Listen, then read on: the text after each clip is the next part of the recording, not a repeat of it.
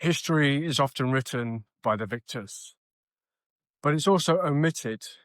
And I went to school in Britain, but I learned so little about the British Empire. It went from the Tudors straight to the World Wars, and we didn't really learn much about this important chapter in the world's history. That's why I'm outside this monument to Prince Albert. At the peak of the British Empire, it controlled over a quarter of the world's landmass, from Africa to Asia to the Americas. And this monument is a real symbol of that power. On the four corners of this monument has a reference to the four corners of the world. And it showcases and projects British power. But we don't really talk about the impact that empire has had, a lasting and enduring impact. I think we tend to gloss over it and start history post-World War II because it's a very complex history.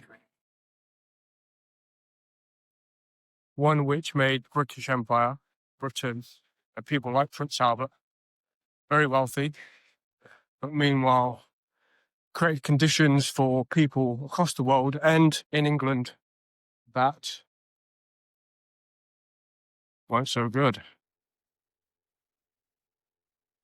So I wanted to learn more about the British Empire because of this curiosity about its lasting and enduring impact on people in Britain, people around the world, particularly in a time when we are becoming more multicultural, more integrated. And I think unless we have discussions and we give recognition to the impact of the empire, we can't truly grapple with where we are today. So that's why I had this conversation with Corinne Fowler, Professor Corinne Fowler, who is a professor of colonial history. And it was a fascinating discussion. And I think you're going to learn many things about it. You're going to hear about the human side of colonization and its enduring impact, what it meant for Britons and for people all around the world, and how we should think about history and how we should use it to think about ourselves. So I hope you enjoy. Hello and welcome back to the Joe Chambers Questions Everything podcast. Today I am joined by Professor Corinne Fowler, who is a professor of colonialism and heritage at the University of Leicester. I'm very much looking forward to speaking with her, with you. I've just finished listening to your book, Our Island Stories. I found it incredibly fascinating, and I think I annoyed my family last weekend when I visited them because I think I managed to link back something from your book to pretty much every conversation that I had with them. So how are you doing today? Yeah, really well, thanks. Just recovering from a cold, as you can probably hear, a bit croaky. Yeah, it's that time of year. So yeah, I really enjoyed listening to that book, and what I found most interesting is it links Britain's past to elements of the countryside, and I don't think a lot of people appreciate that when you're walking around these places in nature and that kind of thing. I was in the Cotswolds, for instance, last weekend, that a lot of the money that came into the area, the lovely homes and the influence actually comes from the British Empire. So um, how did you get into this area in the first place? I think because it kind of united two interests of mine, which one of which was walking in the countryside, even though I'm from Birmingham, as you can probably hear, and colonial history. But I think because I've been involved in looking into and researching colonial history for some time, I was very aware that when we tend to think of colonial history, first of all, of course, we think about the colonies, the former colonies. Um, and then we perhaps think about Britain's relationship to empire. You know, Britain was an old, the kind of hub of empire. It was Imperial Britain at one point. Um, we tend to think about the port cities, places Mm. like Liverpool, the slave trade, London and Bristol. But I had become interested in British country houses initially and how they were connected to empire. And then moving on from there, I started thinking, well, what about the villages and hamlets and fields around those country houses? What if you go into the deep rural? What's you going to find then? Yeah. Are the connections there? So I think that was describes my journey pretty much into the kind of heart of the English landscape and the Welsh and the Scottish landscape. Yeah, and that's one thing that I found really interesting is obviously you've mentioned Wales and Scotland, and I think especially for Scotland, you can think of them as almost like rebellious against Britain. But Scottish people in Scotland has played a significant part in the empire. I thought it was particularly interesting the section about Campbell and the name of Campbell.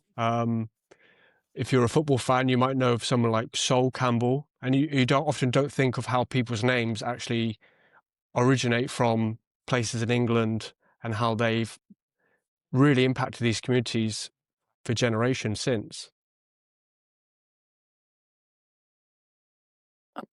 Yeah, so I think Campbell is a very good example of how things you take for granted aren't quite what they seem. So one of my walks was through the Isle of Jura along the coast with Graham Campbell.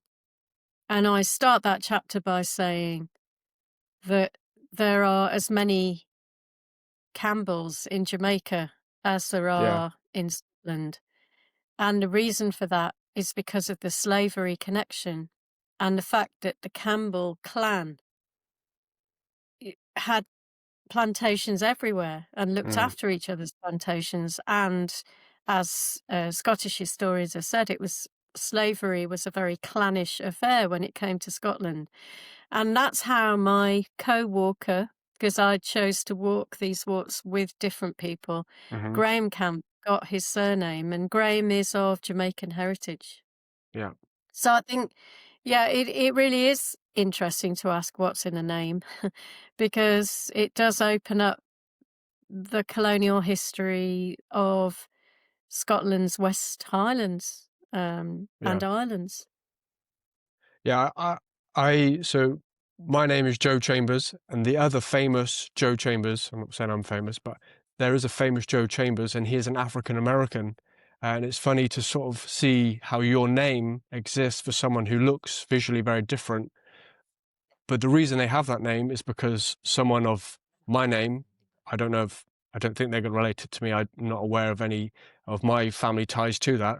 But there's so many people that have names that were given to them because of slave owners and the British Empire and that kind of thing. And you actually see that influence all throughout America. These are people that have had their lives impacted by the British Empire. We wouldn't have so many things. I was listening to Bob Marley earlier today. We wouldn't have a Bob Marley without the British Empire. I was recently in South Africa. We wouldn't have a Nelson Mandela. He wouldn't be called Nelson if it wasn't for the British Empire. So why aren't we taught more about the British Empire? I didn't get an education about it at school. It almost went from King Henry VIII to learning about medicines to deal with vaccines and that kind of thing. But this incredibly important period of time that has literally shaped everything is omitted from our history education. Yeah, I think it's an important question to ask. And of course, the history we learn in the classroom is essential in shaping our worldview and our understanding of how we became the kind of place we are today. So I think that in the past, for example, with my uncle's generation, he is now in his 90s. Empire Day was celebrated, and Empire was seen as a glorious episode in British history. Perhaps if you cut the slavery system out of it, Mm. um, and kind of edit that out a bit. But I think gradually there was probably a growing consciousness among teachers and educators that the colonial period was perhaps not as edifying and also not as well known as things like World War history.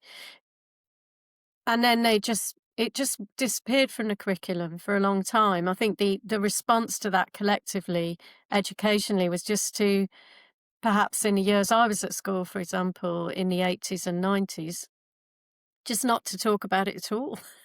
Maybe a little bit on abolition, and that Mm, was pretty much all the colonial education I got.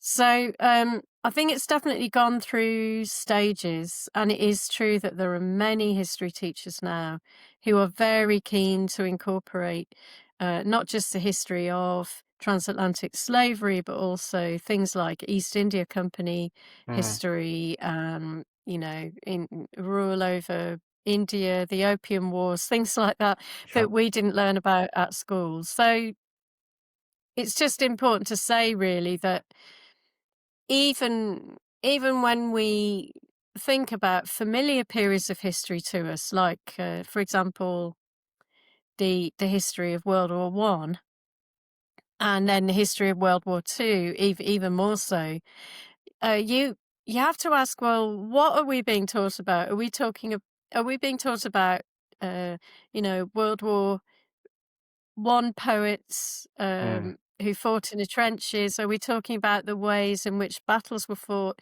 in World War Two? What about the battle for ideas? What yeah, were the ideas that we were fighting against collectively?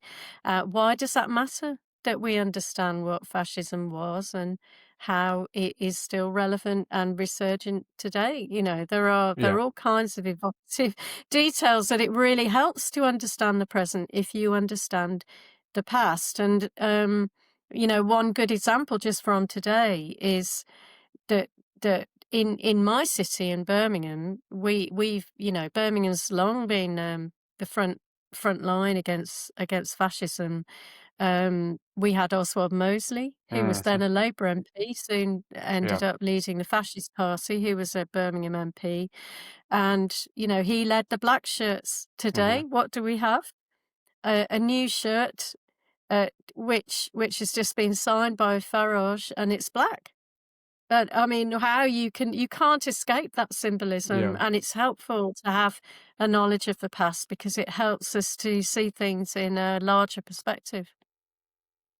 Yeah, that's a really interesting idea. And that how important is the narrative and the interpretation of the past to people's own identities, and how much is it used and weaponized for political gains, especially around this idea of Britishness, which, there were protests and people marched with flags, um, which is complex because there should be a degree of pride in who you are and what you come from. But what forms that? I mean, one person's own history can be very complex. You can have people who you might not really agree with what they did in the past, and then might have other people that would be considered almost heroic, all in the same history. And I think that's the issue with British history: is there are good bits, there are bad bits. We can't just tell the good bits and we can't omit the bad bits. So what is important and how much should we discuss? I think that's another important question. One parallel might be to think about how we as individuals think about our personal history. Do we only tell ourselves the good bits about a personal history, or do we look at the uglier or the more confused sections of our lives and reflect on it in such a way as makes us more fully realized individuals because we're able to look at all aspects of ourselves without hiding things, brushing things under the carpet, and to look at ourselves with genuine curiosity and, if you like, kindness, so that we can establish how we became the people we are today, what formed us, what malign influences did we have, and what helpful influences did we have. And I think this is the same when we look at our past collectively as well. If you look at the battles over statues, it's so important, not because statues are history, they're not, they're not to be confused with history. Statues are indicators of who generally powerful people in society have decided we should commemorate or celebrate. And it's not always helpful to us. And sometimes we need to think again about who we commemorate and celebrate now that we know more. Perhaps we want to put those statues in a museum or in a park somewhere or somewhere else where they're all together and we can reflect on the things that we wouldn't like to take from those figures. And we can also talk about figures like Winston Churchill in a much more nuanced way. Say, okay, he was a great war leader, but at the same time, he was fairly indifferent to Indians suffering in the famine while he was colonial secretary. So he can be both things at once. A great war leader, an inspiring speaker, um, a complicated character. And I think that instead of looking at things through a lens of guilt and shame or good and evil, it's that curiosity and open-mindedness where we say, well, let's have a look. What is that history? My colleague Raj Pal, he was working with some volunteers in a National Trust property where Winston Churchill used to partially live in Chartwell, and he sent them off to do research into Churchill themselves, to read some Indian documents, to go into the archives and do a deep dive, because they're very, very motivated to understand more about Churchill as much as they can find out. And they came to their own conclusions. So he was a Yeah. complicated figure. There were some things which were a little disturbing about what he said or believed. And on the other hand, there were some inspiring aspects of him. And so it's just maybe a bit more of a calm, measured and evidence-based approach to history, which will help us to have a more kind of flexible and nuanced understanding of the world. When it comes to colonial history, of course, it's very important to understand the extent of the British Empire, the fact that we once, at its height, the empire ruled over a fifth of the globe, and that has consequences. Empires aren't just to do with the extraction of raw materials or trade dominance, or the influx of colonial profits. They're also about human relationships, and that has left a demographic legacy in Britain today that means that our society is as multiracial as it is, and for generations as well, because of that colonial connection, that people are here because we were there. So I think making these connections is really helpful in just humanizing the whole situation and not having moral panics about things which are insecurities around us, bad situations around us, poverty, job insecurity, all those things should not be blamed on the wrong causes. And how much weight would you give the colonial era to teaching, if in British history, to say school children?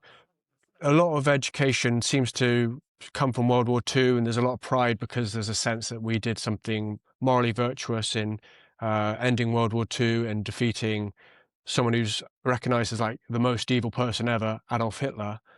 But in order for people to have a well-rationed and balanced perspective about Britain's place in the world, how much and how balanced would you be able to give a perspective? Because by some people's moral standings, a lot of the British Empire, maybe 90%, was bad because it hurt people abroad, but it also hurt people at home. People, and you connect this in your book, the sort of labour conditions, the land that was seized from the commons, and even so, I have Irish ancestry. There's a lot of complexity around being Irish because a lot of Irish people have moved to England, and they're second, third generation English people. They themselves had their names changed and lost their identity. But then Irish people also served in the British Army because they didn't have much else to do. So how do you give a fair, balanced, rational argument without stirring some sort of emotion that would be a little bit it would create a negative sense around Britain, because you could say that Britain has done a lot of negative. It was a very oppressive empire in many respects. Yeah, I mean, of course, all nations have aspects of their history which they would rather not think about, or which are uncomfortable to think about, or which are indeed sensitive. So that's not unique to Britain, although, of course, the British Empire was, it was the size and scale and length of the British rule that was fairly unique in the world history of empires. Um, yeah, I think perhaps the issue is that we don't need to have a balanced idea of history.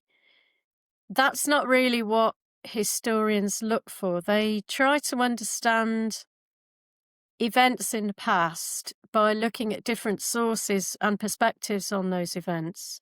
And historical interpretation is all about trying to glean the widest possible array of views and positions and expressions of human experience from those periods, so that you can get a sense of that complexity, or any agreement, or to understand how certain documents are written from ideological standpoints. For example, you can't go into a colonial archive of colonial officials who were busy kind of defending their work uncritically. It's Mm. about reading against the grain of documents, or indeed counterbalancing those. I suppose balance can come in some ways, or just questioning those by looking at any archival material or evidence which is sort of anti-colonial, by or from colonized people. So obviously an official is going to give a fairly PR style account of what happened in any given place and time. But what you need to get to is, what was it like from an outsider's perspective, or to someone that this was being done to, or who was subject to colonial rule, and how does class, your relationship to money, your relationship to racial identity, how did that affect your experience of the same events? So I think it's more about it's always going to be complex. But you're right. When it comes to the British Empire, of course, there was always a strong suspicion of colonial activity within British society throughout the colonial period, especially in terms of anti-slavery movements, were very, very widespread. Women's groups raising money to fund the anti-slavery movement, but there were also uh, British workers who, in various fields, they might be working in factories, in the factory system, they might be working in the fields, who were very anti-establishment and were very suspicious of colonial rule, and made many comparisons between the experience of enslavement and the oppressions of British labour, the suppression of their wages. There was a lot of anti-colonial feeling within Britain,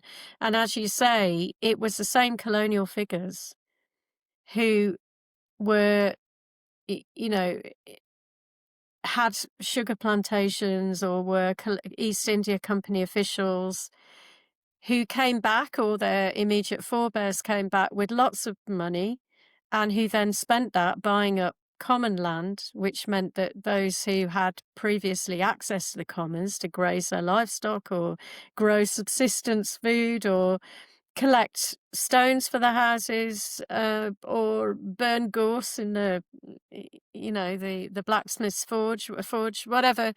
Um, all of that was put to an end all across Britain. And a lot of that was done with colonial wealth and colonial Mm. profits. So it's making those connections between British Labour history and the whole history of class divisions and social hierarchies here and labour oppressions in Britain, and what their connection is to colonised people, the labour of colonised people, Yeah. and the oppressions that were going on, far worse, but still terrible, also in Britain, in the colonies. And what has been the sort of lasting impact of that wealth accrued by a certain group or a certain class of people? How has it been able to manifest itself ever since the colonial period, and how does it still manifest itself now? Yeah, well, if you look at figures like Gladstone, Cameron, David Cameron, um, these were recipients of compensation money for the loss of enslaved labour, which was paid not to the enslaved, but to the enslavers and their families. And so I suppose I would say one of the biggest legacies of slavery and the slavery system, and also, other colonial activity and colonial profits, is land ownership in Britain. Mm. A lot of the landowners, if you look back and see who has owned that land, especially when it stays in the hands of families and is inherited, one of the biggest legacies of colonial profits is land ownership, large Mm. scale land ownership in this country. And that has massive impact on all of us, Yeah. who owns the land, who can access the land, who has that wealth, and of course, political power. So a lot of the political dynasties were slave Mm. owners or colonial officials of one kind or another representing their own interests in Parliament, and the way that they gained that access to political power, as was true at the time, is through land ownership. If you Mm. owned enough land, you were entitled to stand and have a seat in Parliament. So I think that all those are two legacies that are still very much alive today. But I'd also say another legacy is the way in which is the education system is a remnant of colonial power, and Yeah. the way in which we have all learned about empire. It's been a massive exercise in forgetting or selective remembering. And that's something which we collectively also have to overcome. One sorry, one time I was talking to a group of trainee history teachers about empire, and I thought I would give them a quiz just to see if they knew the basics of empire, and they didn't. They Yeah. they on average got Yeah. 2 out of 10 correct and Yeah. 8 wrong. And they're really basic questions. So I think that if your own teachers don't know, your own people who are working in the heritage sector, the museum sector, i- i- if you don't know, then you're not going to know where to look or how to look or how to think. Yeah. So it is a question of education collectively. And a lot of us have educated ourselves since we left school to understand this history and its legacies. Yeah. And that's definitely one of the reasons why I'm so fascinated with it, because it's so fascinating and it has such a real impact today. I mean, you look at prime ministers and where they came from, where they got their wealth, the schools that they went to. They know all these things. We don't know these things, and they can trace their ancestry back, and they can see where their fortunes changed. But is there a responsibility for people who have benefited from colonization? And to a degree, you could argue that most people in the UK have benefited from the wealth created through colonization. But when you can link back maybe money from slave owners got as sort of their own form of reparation, is there a responsibility from these people to amend for their ancestors? And how do we enact a form of justice to people whose lives have been so impacted by people that they're related to ancestrally? Yeah, another important question. I mean, obviously, that's quite a long question. So I'm trying to break it. If I break it down a little bit, I think if we start with reparations, there is a live debate at the moment about reparations for slavery and the fact that those who were compensated for slavery were the enslavers. And so, yeah, then the next question is, well, first of all, what is that slavery history? Because I think that's part of the problem, that once you know it, your eyes are open to it and you Mm, can see it and you can see why it's still relevant. You can see that somebody who is of Jamaican heritage, for example, or from the Caribbean, is more likely to get diabetes because of their mm, sugar history. That's an intergenerational legacy of slavery. You can you can understand what the case is for reparations, but I think what's more difficult is, the fact that the Caribbean islands were held back deliberately from industrial development in order to supply the wants of consumers in European mm, societies. Um, and so I think that means that, yes, reparations are important, but I there's another stage beyond knowing, which is acknowledging that history and saying sorry, because it's such a traumatic history, and that trauma has been passed down like a baton from generation to generation in terms absolutely. of health, in terms of experience of racism, and having to deal with racism, which is another legacy of the ideology of empire and the Mm, hierarchies of race and so on.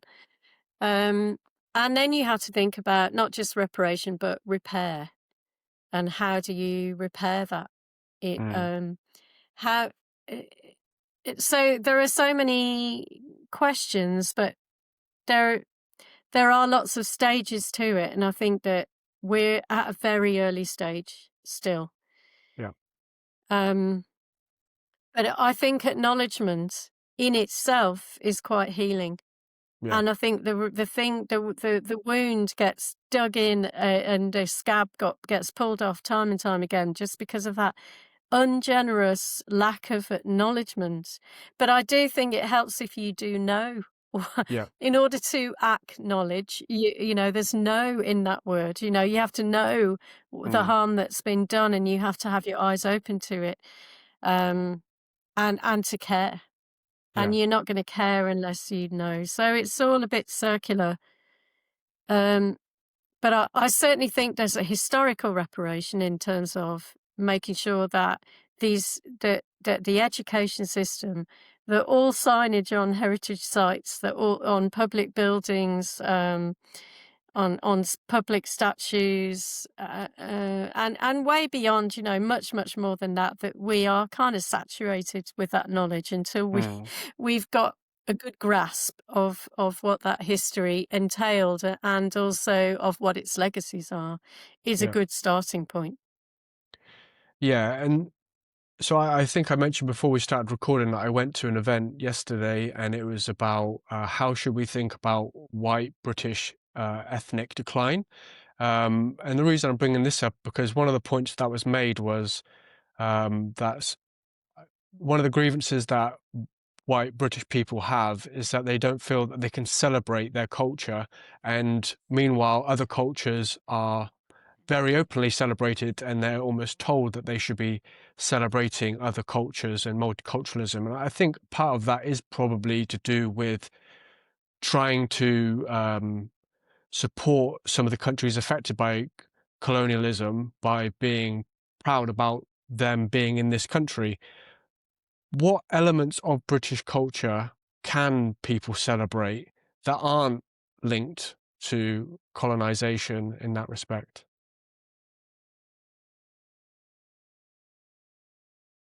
Yeah. I think first of all, let's just go back to the issue of history and what we learn at school. Because if the I think one of the reasons for the potency of the world wars in in terms of celebrating Britishness is because it was one of the few aspects of history that we get given at school where there are lots of laudable actions, heroism, things we can be We're the good inspired guys. by amongst the population. Yeah, exactly. But I think that it is important to have heroes and inspiring figures. I'm Mm, sure you and I could reel off a whole list of names, probably from lots of different cultures, of people who inspire us and who we would like to emulate. And it's a natural human instinct to want something positive to hold on to. mm, And there are so many heroes. But the reason I went back to history is because one of the other repressed histories, which causes this resentment and this narrowing obsession with the world wars as the only thing that we can supposedly celebrate, um, is that the repressed history of working people in this mhm, country. Where did we learn at school about labour history, about the experience of people who were agricultural labourers who started the unionisation yeah, movement, the people who worked in the factories, not just thinking of people as victims, but how did they organise? What was their intellectual life? yeah, What about all this incredible bravery that you can see amongst the people um, who wanted suffrage and wanted the vote for people? Obviously the suffragettes have always been inspiring, and a more kind of obvious thing, set of people to be inspired by. But I think that people do need that. mm, I enjoy being inspired by people. It's uplifting and it's rousing and we yeah, all need that. So I think that if we had a broader curriculum where we're not focusing on the aristocracy, the landed gentry, the landowners, the kings and queens, mhm, then we can go a lot broader than that. Let's have yeah, less of that, and let's have more about not ordinary people, because nobody's ordinary. Just people who have been forgotten about, who could very much who are quiet heroes, or yeah, even sometimes loud heroes or brave heroes, yeah, people that could inspire us. So I think that's all good. The only other thing I would say is that here are you and I having a talk about white Britishness.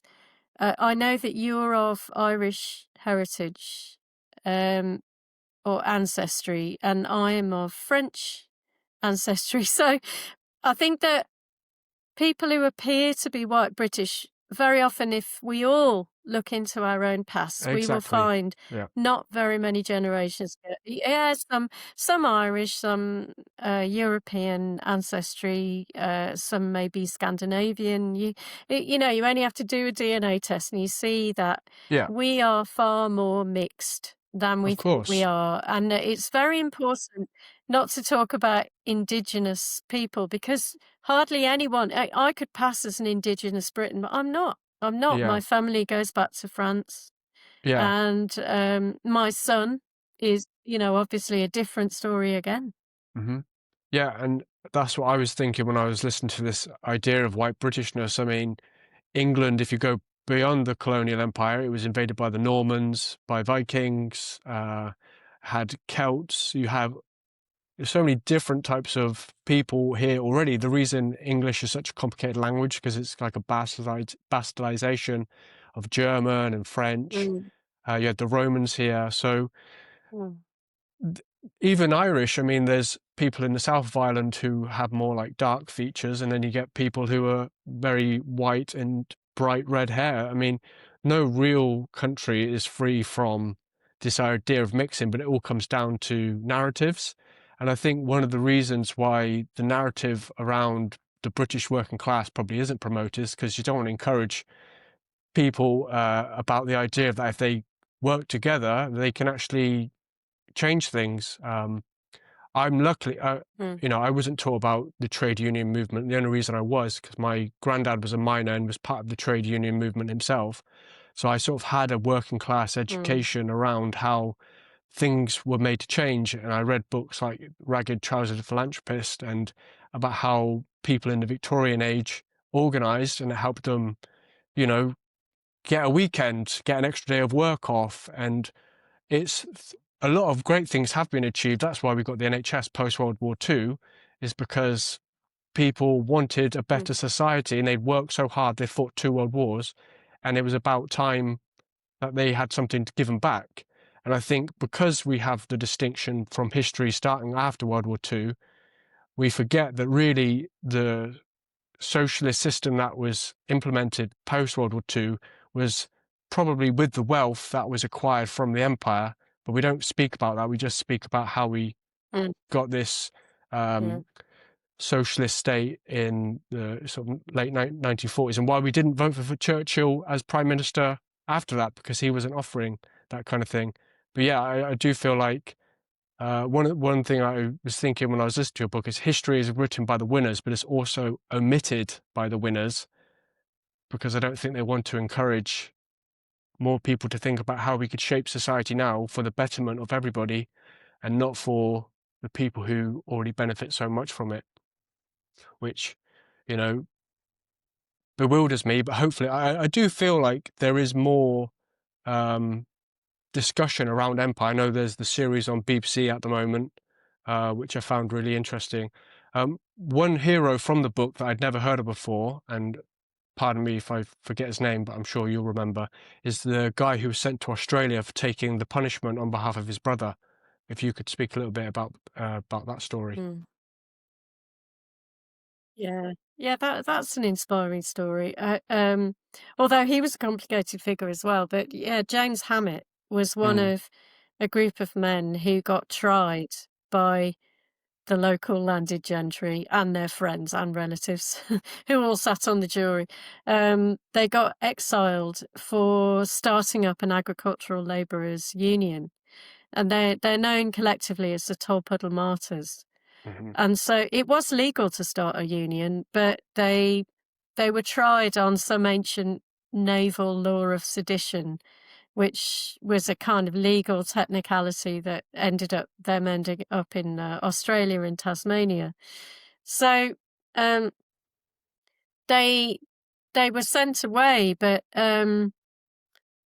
James Hammett, who was one of the defendants in the dock, one of the Tolpuddle Martyrs, he wasn't actually one of the men who joined the union. His brother was, but his brother's wife was pregnant, so he decided to let that mistake go unnoticed, and he took the punishment for his brother, for the sake of his brother. So, I mean, that's heroism there Yeah. and then, right away. And James Hammett was then sent to Australia, where he worked on a farm and of a colonial administrator, actually. And then he dug a well, which is known as Hammett's Well. He got into a bit of a fight on his way home and was delayed when he got released um, because local people campaigned for him Mm, and the other Tolpuddle Martyrs, and they got a pardon yeah. just through force of action. And so he eventually came back after about five years or so of hard labour as punishment for something which was never illegal in the first place. And he was welcomed back, and he ended up in the local workhouse. But you can still go and visit his grave Yeah. in the village of Tolpuddle, which is in Dorset. It's all signposted, and it's just one of those places that's really nice to visit and to think about how people tried to resist their Mm. oppression, and how conscious those men were of the fate of colonized people, and what they said at the time. And the leader of that group wrote at the time was just what he found in these hard labor camps for what really were effectively political prisoners and other British um, people who'd been sent to these penal colonies. Was This is what happens when the aristocracy has unfettered power. Look at what they do in the colonies. If we're not Yeah. careful, they're going to do the same to us. So it's that intelligence, that solidarity, caring about the Aborigines and the fate of the Aborigines and what was happening in Tasmania and Australia that they saw. I think all of these more connected histories are inspiring and well worth looking into. What do you think are the most inspiring elements of this period that you'd say, if you want something to be inspired about, this is maybe uh, one of the most inspirational stories or aspects of that part of chapter in history? Um, I think really I know that the anti-slavery movement was problematic in many ways, but which I won't go into because we'd be here all night. Um, but one of the stories that I love from the sort of late 18th century is a couple of women who were anti-slavery organisers and activists in Leicester. And they organised a big sugar boycott because the sugar, as they knew, was produced by enslaved Mm. labour. And they persuaded huge amounts of the population not to eat this sugar, but to buy sugar from elsewhere, which was not produced by enslaved labour. Um, and then there were some other women's groups who were anti-slavery groups who used to collect money for William Wilberforce. And to fund the anti-slavery campaign.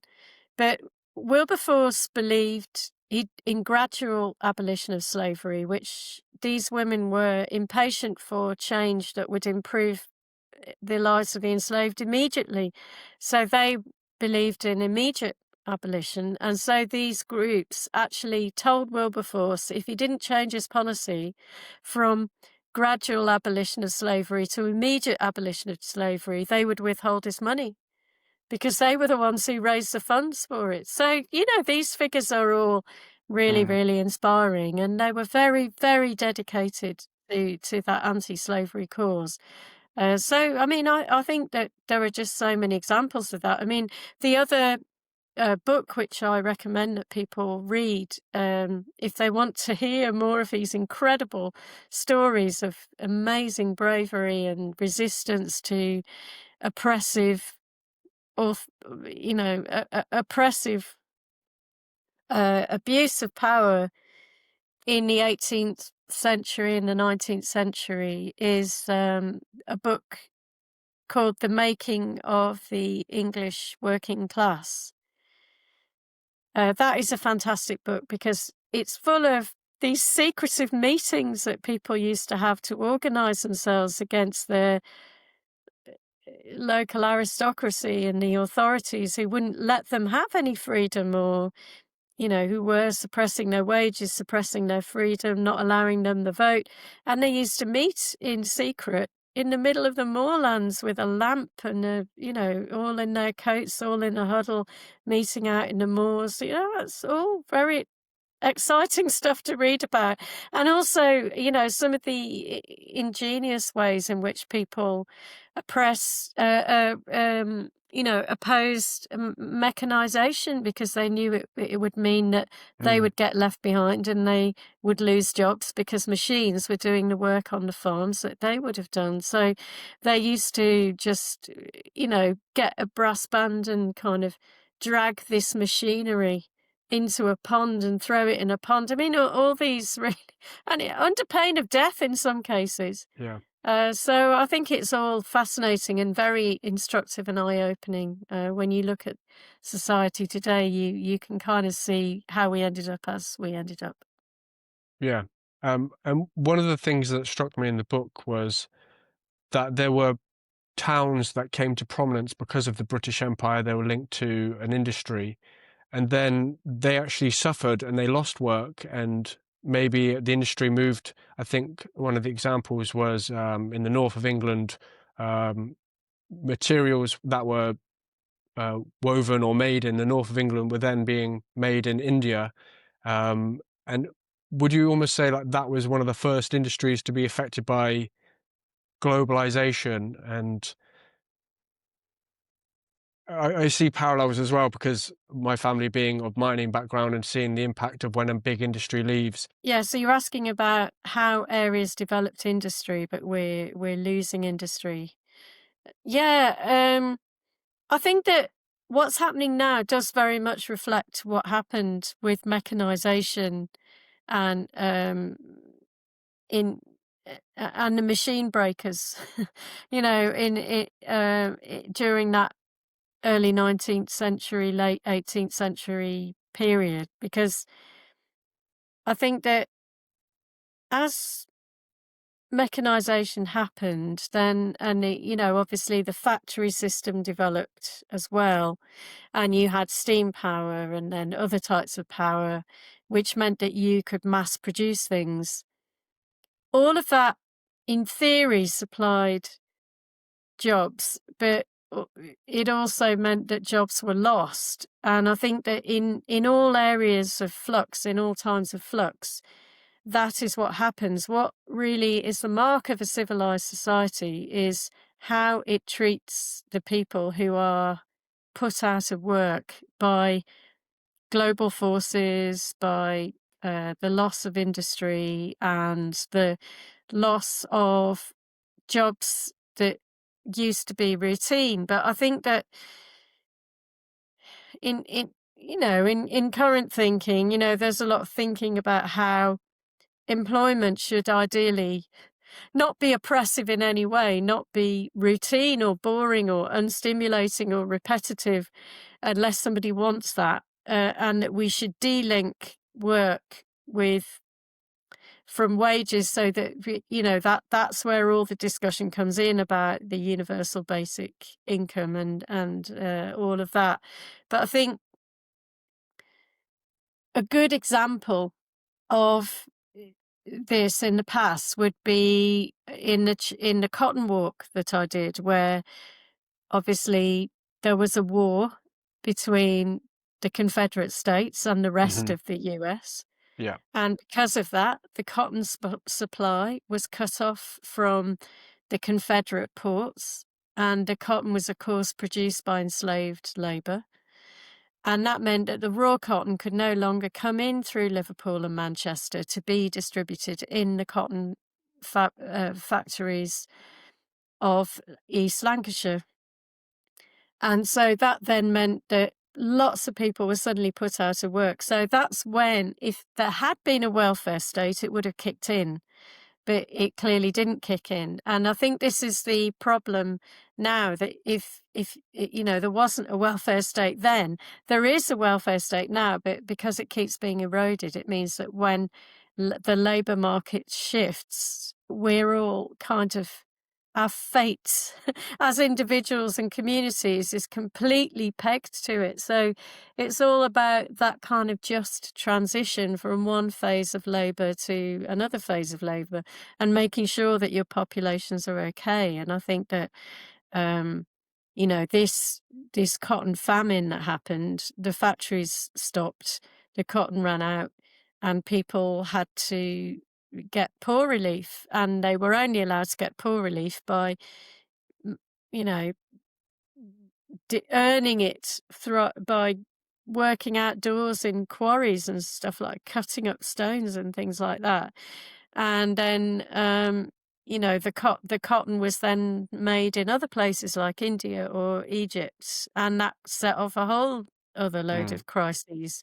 It, the I think that's the problem when you are completely prey to global forces like that.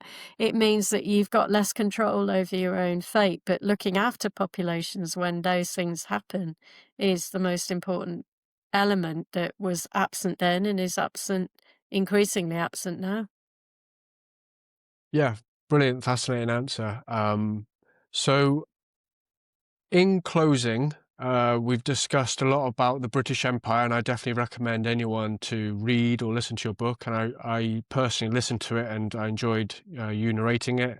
I also like the sections where you're in dialogue in situ on the walks. It was really, really enjoyable. And I think also the different people you have their own personal connections to the empire for their own stories, which I think also brings it to life. So I really enjoyed it. Over the process of writing this book, is there anything that really sticks out in your mind that you learned that was new, or different feelings that you had about the British Empire, what it is being in Britain in the shadow of this empire? Um, Anything that you would care to share? I think the main issue for me is to remember that our multiracial population is a demographic outcome of empire, and that we need a form of reconciliation, of acknowledgement, of repair to ensure that we can enjoy being a multiracial society.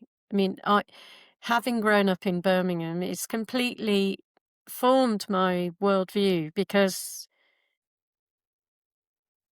it was enriching for me to be in an environment like that, because you've got access to the wisdom of the world here in this Mm, city. yeah, And if we can just frame this more positively, instead of worrying about difference, being curious about each other, and not judging each other, and trying to understand the different traditions and heritages that guide us. Um, and to tap into that kind of rich source of alternative ways of seeing the world around us, that is potentially really stimulating for us as a society. And also to remember that we if we're open to it, we can be connected with anyone from any mm, culture, from any background, and that could be really illuminating force in our lives. It certainly has been for me. When I look yeah, at my circle of close friends, they come from lots of different traditions, and we're really close, and we know each other's children. We've picked up each other's children. We, teach each other's children how to cook. All those yeah, things are really important, and they are wonderful. What makes our society wonderful, and not to listen to those who are suggesting simplistic causes to our complex problems and simplistic solutions, or any be suspicious of anyone that tries to turn us against one another, because it's never really like that. It's just weaponizing yeah. vulnerabilities that we have. So I think that looking at that period of history gives me that perspective alongside my own life experience here in Birmingham, on the past, but also on the present. Lovely thing to finish on. I definitely agree. I think we spend too much time trying to preserve what we think the way it used to be when it probably wasn't like that. And we don't spend enough time being excited about what we could be, which could be something completely new, which is all about sort of integrating and weaving in all of our stories into something more positive. Um, Mm. but yeah, I really, really loved speaking with you. I really enjoyed the book. And are you working on any new projects at the moment? Yeah, I will be writing another book of walks, but I haven't started my my book yet, and I'm still working on the proposal. So yeah, Yeah, it's all in there somewhere. brilliant. Well, yeah, thank you so much for your time, for your brilliant insight, and for being a teacher. I've learned so much, and like I said at the beginning, I've passed on a lot of what I learned, probably much to their annoyment after going on for the 10th time about this was impacted by empire. But yeah, I look forward to your next project, and yeah, really appreciate your time. Okay, lovely to speak to you. So if you enjoyed that conversation, don't forget to like and subscribe. And if you have any questions that you want me to look into, then leave them in the comments, and I'll see you next time.